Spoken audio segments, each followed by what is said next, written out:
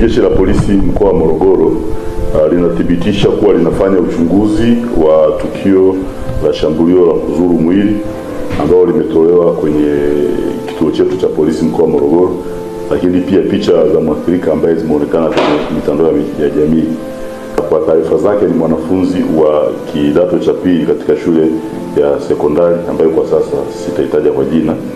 Uchunguzi wa tukio hili umeanza na mwathirika amepewa huduma za kipolisi na pia ameshatibiwa na kuruhusiwa kutoka hospitalini. Yeye amesema aliyemfanyia shambulizi hili ni mwalimu zaidi ya mmoja na hakuweza kutaja ni majina gani. Kwa hiyo uchunguzi ndio utakao tuelekeza. Na sababu ya kushambuliwa hivi inasemekana kwamba kwa maelezo yake kwamba ni baada ya kuwa ameshindwa kwenye mtihani ambao walikuwa wamepewa pale shule, kwa hiyo akawa amepewa adhabu ya viboko. Kwa hiyo sisi tunafanya uchunguzi, tumepokea taarifa yake. Kinachotakiwa sasa ni kufanya uchunguzi kufuatilia kama ni kweli hili jambo limetokea katika shule ya sekondari aliyoitaja kwenye maelezo yake. Nasoma kidato cha pili D, shule ya Morogoro sekondari. Siku ya tarehe 13 mwezi wa 5 ambao ni jana, ilikuwa mida ya saa 7,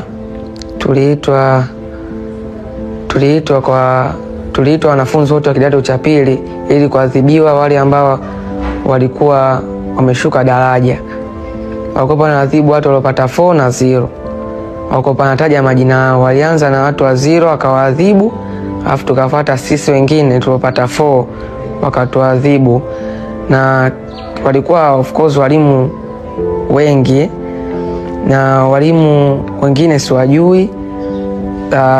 Walituadhibu kila mwalimu fimbo 3 au zingine wanazozitaka, na sisi wengine walituchapa kwenye sana mapajani na walinivimbisha sana, na wengine walipigwa wakaumia mikono, na wengine walizimia, na wengine wakapandisha mashitani.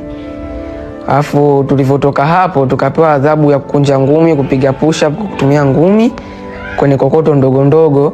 Alafu kila mwalimu anapita nyuma anatupiga fimbo zote anazozitaka.